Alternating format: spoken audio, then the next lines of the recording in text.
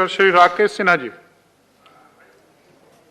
सभापति महोदय, मैं इस एप्रोप्रिएशन बिल के समर्थन में बोलने के लिए खड़ा हुआ हूं।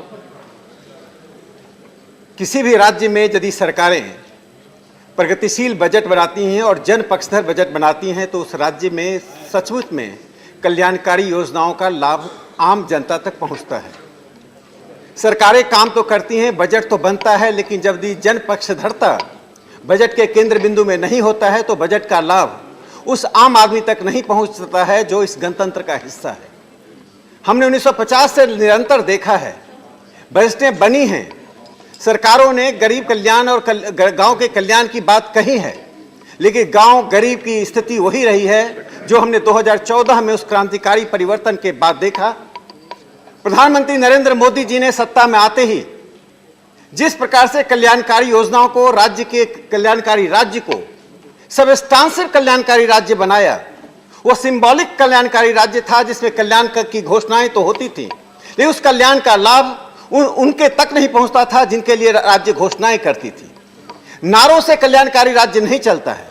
मैं एक उदाहरण देना चाहता हूं, इतिहास की तुलना नहीं करते हुए 2014 से लेकर 2021 तक सरकार ने जो किया वो जनता के सामने है, लेकिन अभी का एक उदाहरण देना चाहता हूं। गरीबों के लिए खाद्य पदार्थ मिलना, गरीबों के घर में अनाज पहुंचना और अनाज पहुंचाना, सरकार ने इसको अपना एक संवैधानिक नहीं, एक नैतिक कर्तव्य बोध माना है। मार्च 2022 तक उन गरीबों तक मुफ्त अनाज पहुंचेगा, ये उनका हक था। उस हक को हमने दिया। प्रधानमंत्री नरेंद्र मोदी जी ने उस हक को उन गरीबों तक दिया। मार्च 2022 तक उसको एक्सटेंड किया। उस पर लगभग 22,038 करोड़ रुपया सरकार उसके लिए खर्च कर रही है। उनके हक को देने के लिए 22,000 करोड़ रुपया उन पर खर्च कर रही है। मैंने गांव और गरीब की बात कही। मैं एक उदाहरण देना चाहता हूं। आज पूरी दुनिया में फर्टिलाइजर का रेट बढ़ रहा है। हमारे विपक्ष के साथी नहीं है, क्योंकि जानते हैं कि WTO ने किस प्रकार से फर्टिलाइजर के सब्सिडी पर नियंत्रण करने की कोशिश की है। प्रधानमंत्री नरेंद्र मोदी जी ने एक महत्वपूर्ण हस्तक्षेप किया है। यह हस्तक्षेप सिर्फ भारत के लिए नहीं बल्कि उन सभी विकासशील देशों के लिए महत्वपूर्ण है जो WTO पर उन लोगों का नियंत्रण है, जिस नियंत्रण के कारण गांव और गरीब को किसी भी प्रकार का सब्सिडी नहीं मिले। एक प्रकार का एक षड्यंत्र चलता है। गांव और गरीब हाशिए के लोगों को और हाशिए तक रखा जाए, गरीब को गरीब बनाकर रखा जाए, किसानों की स्थिति बदतर हो जाए, यह एक षड्यंत्र चलता है। प्रधानमंत्री नरेंद्र मोदी जी ने उस बढ़ते हुए ग्लोबल प्राइस के बीच में आम किसान तक खाद पहुंचे, उन्हें उचित मूल्य पर खाद मिले, कृषि की प्राथमिकता हो, किसानों को इस केंद्र में रखकर 58,430 करोड़ का फर्टिलाइजर सब्सिडी दिया है। यह एक बहुत ही महत्वपूर्ण और क्रांतिकारी कदम है।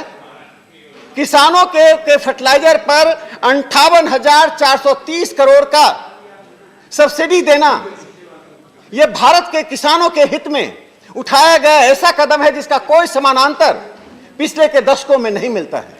किसान खाद्य के लिए, पानी के लिए और अन्य सुविधाओं के लिए जिस प्रकार से तरसते रहे और सरकार एक सांकेतिक घोषणाएं करती रही, उसका यह उदाहरण है कि हम सिंबॉलिक नहीं सबस्टांसिव काम करते हैं।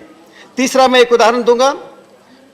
मनरेगा को हमने एक्सटेंड किया। मनरेगा इस प्रतिकूल परिस्थितियां में, जब कोविड-19 के कारण पूरी दुनिया की आर्थिक व्यवस्था चरमराई है और उस चरमराई हुई व्यवस्था में सबसे बुरा असर हाशिए के लोगों को होता है। जब व्यवस्था में, जब चलने में छेद होता है तो उसका असर किस पर होगा? जो गरीब लोग हैं, जो गांव में रहते हैं, जो सुविधाओं से वंचित हैं। लेकिन प्रधानमंत्री नरेंद्र मोदी जी ने अपने नेतृत्व में उन गरीबों के हित के लिए जो कदम उठाया है, उसका एक उदाहरण है। मनरेगा पर 22,038 करोड़ रुपया का खर्च किया जा रहा है, जहां गरीब कल्याण योजना पर 49,000 करोड़, फर्टिलाइजर सब्सिडी पर 58,000 करोड़, मनरेगा पर 22,000 करोड़। इसलिए मैं अंत में कहना चाहता हूं, प्रगतिशीलता सिर्फ नारों का शब्द नहीं होता है, जन पक्षधरता सिर्फ भाषणों का नहीं होता है, और लोक कल्याण सिर्फ संवैधानिक शब्द नहीं होता है।